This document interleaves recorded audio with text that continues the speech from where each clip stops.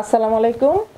আমি সবাইকে ধন্যবাদ জানিয়ে এবং কৃতজ্ঞতা জানিয়ে আমি আজকে মানে কিছু বলতে চাচ্ছি আপনাদের সামনে। আপনারা সবাই অবগত আছেন, গত 15ই মার্চ ফাইরুজ অবন্তিকা তার কিছু সহপাঠী এবং শিক্ষকের যৌন এবং বিভিন্ন লাঞ্ছনার শিকার হয়ে সে আত্মহত্যা করতে বাধ্য হয়েছে। আমি অবন্তিকার আম্মু, আমি তাহমিনা শবনম বলছি, কিছু বলতে চাচ্ছি আপনাদের কাছে।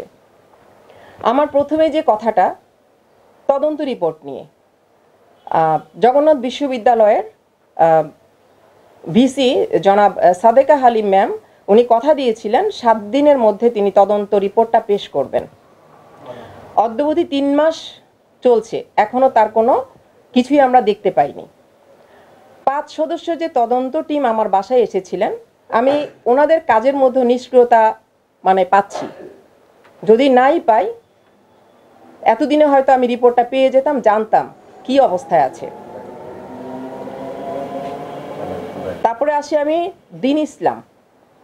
তিনি আমার মেয়েকে যে লাঞ্ছনা করেছেন, গালিগালাজ করেছেন, যৌন এবং লাঞ্ছিত করেছেন, তার কিছু একটা আমি বলতে চাই আপনাদেরকে। উনি বলেছিলেন যে আমার মেয়েকে লাথি মেরে বিমান বাহিনী থেকে বের করা হয়েছে।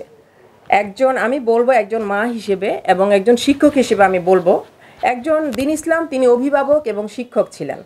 তিনি আমার মেয়েকে যদি লাথি মেরেও থাকে, তিনি কিন্তু সেটা মানে বলতে পারেন না। আমি আপনাদেরকে একটু দেখাচ্ছি। এই যে দেখেন আমার মেয়ে বিমান বাহিনীর গ্রিন কার্ড পাওয়া।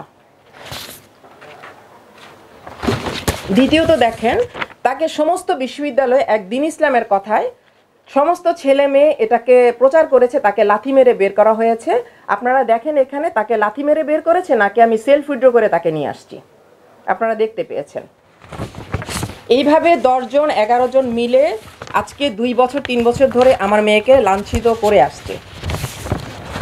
এবং যারা করে আসছে তাদের নামগুলো আপনাদের আমি দেখাচ্ছি ছবি সহ।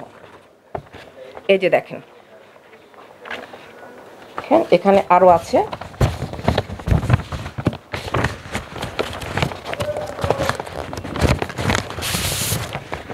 আপনারা নিশ্চয়ই দেখতে পেয়েছেন। এই যে দেখেন, জি, এখানে আছে মামুন মাতব্বর। ও ফেসবুকে একটা ভিডিও করেছে, আমার মেয়ের নামে কুৎসা রটিয়েছে। এবং আমি জানতে চাই এই মামুন মাতব্বর কার প্ররোচনায়, সে আম্মান বাহিনীর মাধ্যমে কিনা আমি জানি না, সেটা আপনারা বের করবেন।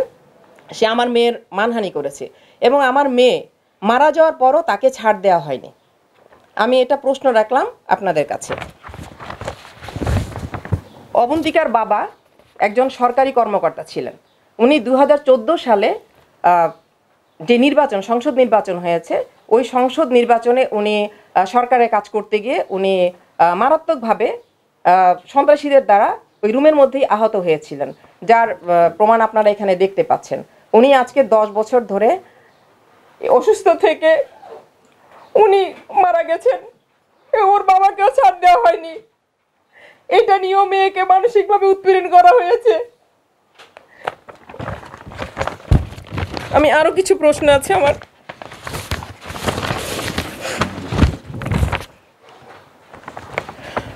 অবন্তিকার সাথে যে ছবিগুলো আপনাদেরকে দেখিয়েছি, তার সাথে আরো আছে একজন মাহিয়ান নামে একজন ছেলে, ল ডিপার্টমেন্টের। মাহিয়ান নামে একজন আছে এবং তানজিলা নামে একজন বেডমেট আছে, যে এই মাহিয়ান এবং আম্মান বাহিনী, লাকি বাহিনীর মাধ্যমে তাকে হলে পর্যন্ত থাকতে দেয়নি। এবং আমার কাছে এখানে আরও প্রমাণ আছে মেয়েকে কিভাবে লাঞ্ছিত করা হয়েছে। মেয়ের রুম থেকে বই ফেলে দেওয়া হতো পরীক্ষার আগের দিন, মেয়ে যেন নাম্বার তুলতে না পারে, মেয়ে যেন ভালো রেজাল্ট করতে না পারে। এবং আপনারা সবাই সাক্ষী আছেন, আমার মেয়ের রেজাল্ট দেখেছেন। এবং দেখেন, দিন ইসলাম আমাকে আশ্বস্ত করেছিল জিডিটা 2 মাসের মধ্যে তুলে নিবে, কিন্তু এই দিন ইসলামের মাধ্যমেই ব্যাপারটা মীমাংসা হয়েছিল। হওয়ার পরে যে 10 জন ছিল, 10 জন বলেছে 6 মাসের মধ্যে অবন্তিকাকে এখান থেকে বের করতে হবে, বরখাস্ত বহিষ্কার করতে হবে 6 মাসের মধ্যে। আমার প্রশ্ন হলো, দিন ইসলামের কাছে আমার প্রশ্ন, আপনি একজন শিক্ষক এবং একজন সহকারী প্রক্টর হয়ে আপনার যে প্রক্টোরিয়াল বডি মোস্তফা কামাল, উনি কোথায় ছিলেন? এবং ল ডিপার্টমেন্টের চেয়ারম্যান এবং ডিন তারা বলছেন চেয়ারম্যান অবগত আছেন কিন্তু ডিন অবগত নেই। এটা কি করে সম্ভব যে একটা ডিপার্টমেন্টের মধ্যে একটা মেয়েকে এত 10 জন ছেলে মেয়ে এভাবে লাঞ্ছিত করছে, এভাবে উৎপীড়ন করছে, তারপরও মেয়ের লেখাপড়া কিন্তু ঠিক ছিল? কি করে সম্ভব এটা যে ওনারা কিছুই নাকি জানেন না? তো আমি জবি প্রশাসনের কাছে, সাদেকা হালিম ম্যামের কাছে আমি প্রশ্ন রাখছি, আমি তদন্ত রিপোর্টটা চাই। তদন্তে আপনারা কি এনেছেন, কি আপনি দিচ্ছেন?